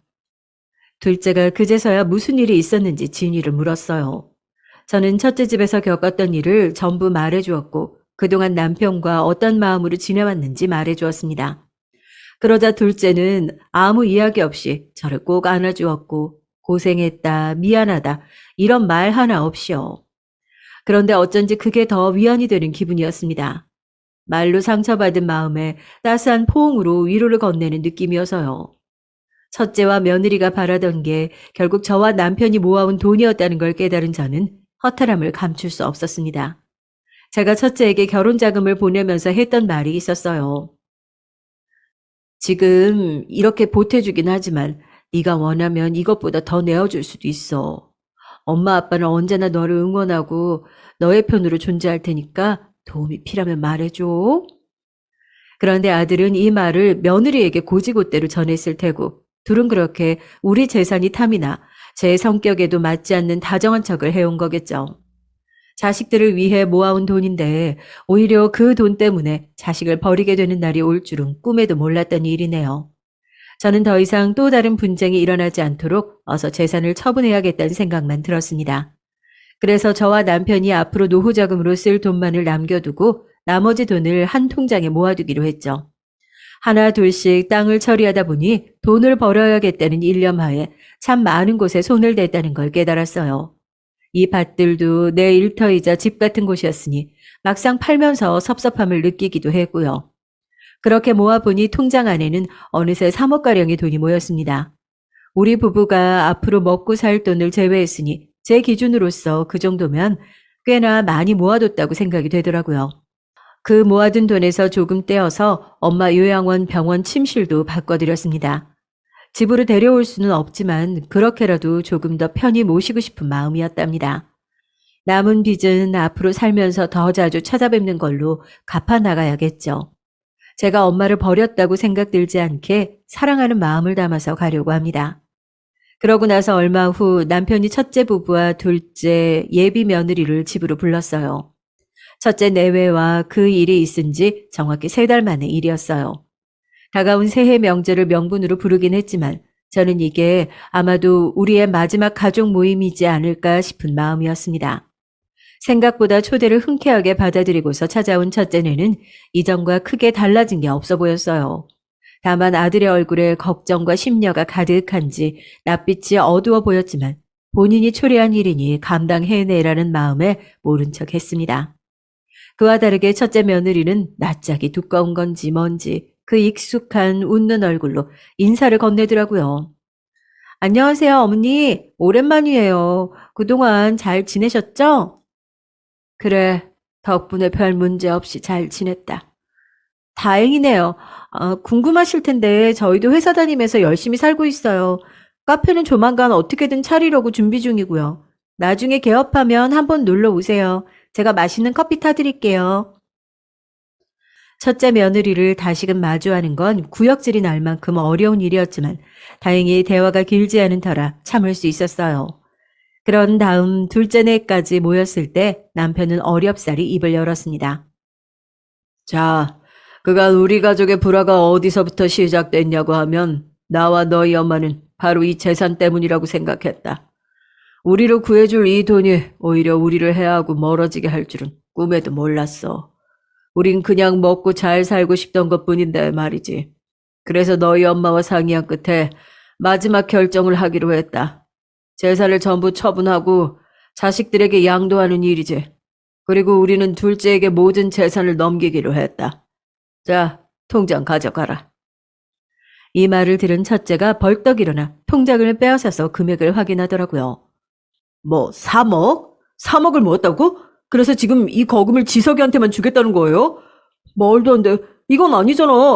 나도 엄마 아빠 아들인데 이제 와서 연을 아예 끊기라도 하겠다는 거냐고요. 맞았어. 연을 끊겠다는 이야기야. 네가 그토록 바라던 돈인 거 알아. 그럼 경솔하게 굴지 말았어야지. 부모를 욕보이고서 재산을 물려받을 수 있을 거라고 생각했니? 얼굴에 침을 뱉는 자식한테 돈을 내어줄 만큼 우리 그렇게 무지한 사람들 아니다. 그걸 지금이라도 너희가 깨닫길 바란다. 엄마, 제정신이야? 아, 정말 제정신이냐고. 내가 장남이야. 내가 이 집 장남이라고. 아버지, 저번에 제 뺨까지 후려쳐놓고선 성이 안 풀리셨어요? 그쯤 했으면 됐잖아요. 자식이 실수했다고 이렇게 내치는 거예요? 뒷감당 가능하세요? 뒷감당이건 뭐건 우리가 다 알아서 하마. 그러니 넌 이제 그만 나가주겠니? 더 이상 소란 피우지 말고. 흥분한 아들을 붙잡고서 이렇게 얘기하는데 며느리가 갑자기 무릎을 꿇고서 흐느끼기 시작하더라고요. 처음엔 얘가 왜 이러나 당황했지만 일으켜 세워주거나 말리진 않았습니다. 이젠 대체 무슨 이야기를 하는지 궁금하기도 해서요. 역시나 며느리는 궤변을 늘어놓기 시작했습니다. 어머님, 아버님, 일단 결정하셨다면 돈이 얼마든 원하는 대로 처리하세요. 저는 저에게 주어진 상황 속에서 열심히 살아가면 되니까요. 그런데 저는 사실 저번 일을 오늘 꼭 사과드리고 용서를 구하고 싶어서 온 거거든요. 그것만 알아주셨으면 좋겠어요. 어머님이 이야기를 했던 것도 전부 진심이 아니었고 어쩔 수 없는 상황이 만들어낸 저의 오만함 정도를 받아주셨으면 좋겠어요. 예, 다은아. 나는 어쩔 수 없니, 오만함이니 그런 말들 어려워. 그래서 그냥 그게 너의 진심이라고 생각하려고. 그리고 돈은 욕심 없다는 말로 들리니까 다행인 것 같네. 우리 모든 땅 팔아 번 돈이 다 저기 있거든. 지석이 결혼 자금으로 알뜰히 잘 쓸 수 있도록 옆에서 응원만 해주거라. 이 말을 듣자마자 며느리 얼굴이 울긋불긋해지더니 또다시 첫째를 데리고 나가려고 하더라고요. 그런데 이번엔 첫째가 나가지 않고 버티는 겁니다. 글쎄 정과는 정반대의 상황이었네요. 나가려면 당신 혼자 나가. 난 여기 있을게. 이렇게는 못 나간다고. 당황한 며느리가 첫째를 억지로 끌고 나가려고 했지만 첫째는 이 예상치 못한 상황에 흥분한 건지 꿈쩍도 하지 않은 채 남편에게 따지고 있었죠. 저는 부엌에 가서 물을 떠와 첫째 얼굴에 부어버렸습니다. 아무리 돈에 눈이 멀어도 그렇지 이제는 한 명 남은 네 편까지 외면할 거냐고요. 첫째는 그제야 정신을 차렸는지 아무 말 없이 젖은 얼굴만 닦다가 이내 빠져나갔습니다. 둘째와 예비 며느리만이 그 아수라장이 된 자리를 조용히 정리했고요. 엄마, 괜찮아요? 괜찮다. 형이 저럴 줄은 몰랐어요, 저도. 한숨을 푹 쉬던 둘째는 제가 안쓰러웠는지 그날 밤새 제 곁을 지켜주었습니다. 그리고 한바탕 난리가 지나고 나자 거짓말처럼 평화가 찾아온 듯 했어요. 저와 남편은 매일 손을 잡고 뒷산을 걷는 운동을 하기 시작했습니다. 그러다 보니 남편의 거동도 조금씩 편해지기 시작하더라고요. 그 시간 동안 대화할 기회도 늘어나면서 남은 노년을 즐기기 위해 각자의 꿈에 대해서 몇 날 며칠 이야기하기도 했죠. 근데 여기서 한 가지 예상치 못한 일이 있었네요.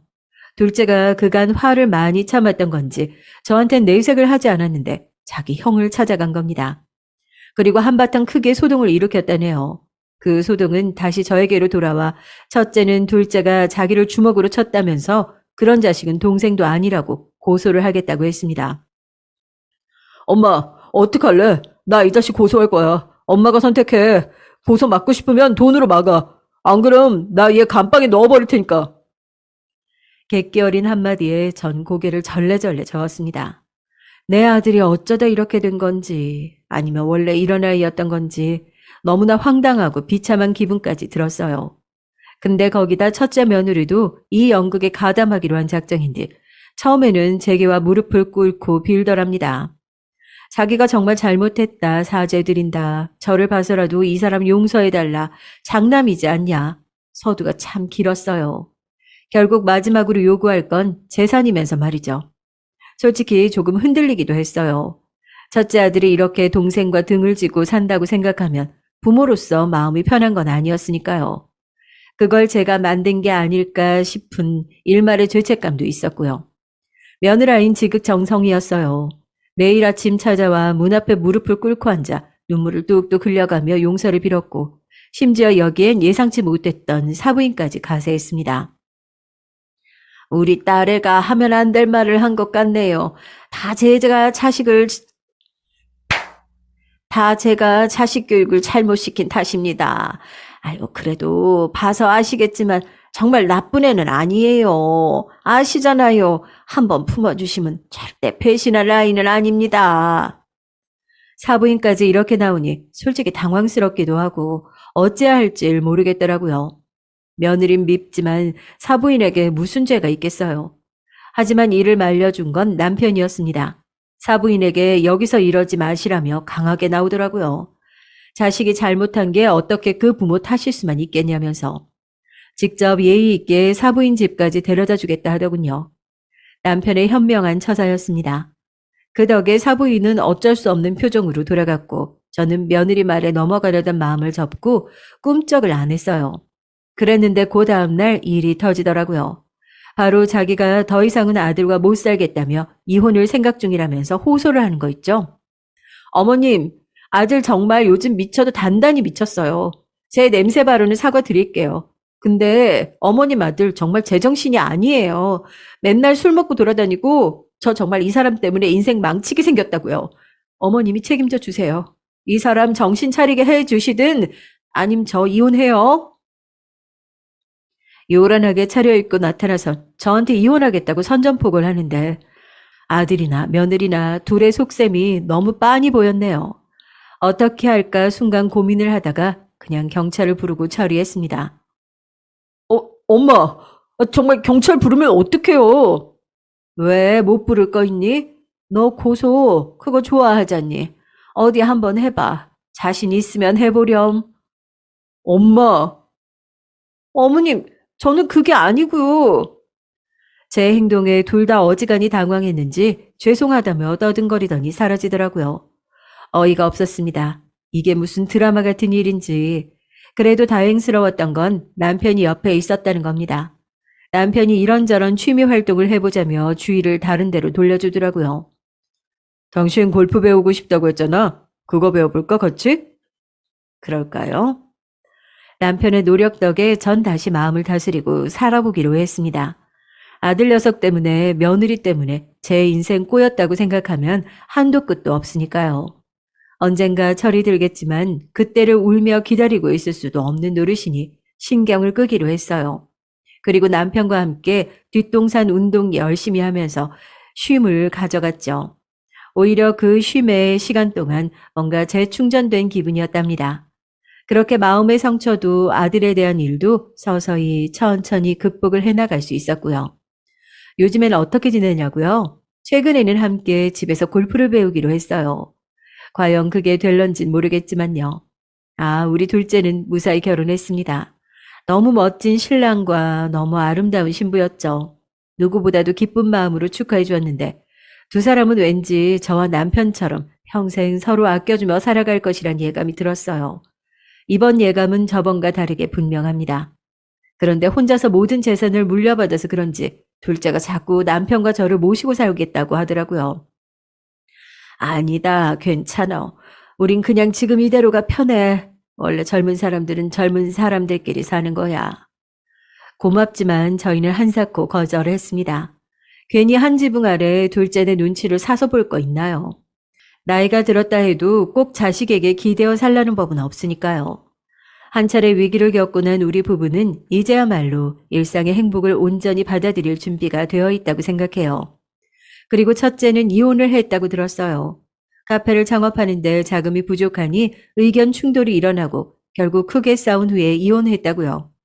우리와 그런 일이 있고 나서부터 싸움이 잦았다고 하니 둘의 의견도 100% 맞은 건 아니더라고요. 그 두 사람이 헤어지고 나면 첫째 혼자서 단 한 번은 우리를 찾아오지 않을까 싶었는데 아직까진 오지 않았네요. 하지만 멀지 않은 시간 내에 오게 될 거라고 믿어요. 저도 아들을 다시 아들로 받아들이기까지 마음의 문을 여는 건 너무 오랜 시간이 걸리겠지만, 그럼에도 아들이 먼저 손을 내민다면 엄마로서 잡아줘야 할 것 같습니다. 나에게 실망과 상처를 안긴 자식이지만 나를 버리지 않았다면 치유의 희망은 언제나 존재하니까요. 저의 사연 재밌게 들으셨나요? 이 짧은 시간 동안 정신을 못 차릴 만큼 정말 많은 일이 있었는데요. 남은 시간을 온화하고 평화롭게 보내라는 의미로 미리 아픈 채찍을 맞은 거라고 생각하려고요. 앞으로는 아내나 엄마로서보다 온전한 저의 삶을 살기 위해 또다시 남은 날들을 열심히 살아내고 싶어요. 긴 글 읽어주셔서 감사합니다. 여러분의 삶도 그 어느 때보다 평화로운 날들이기를 바라며.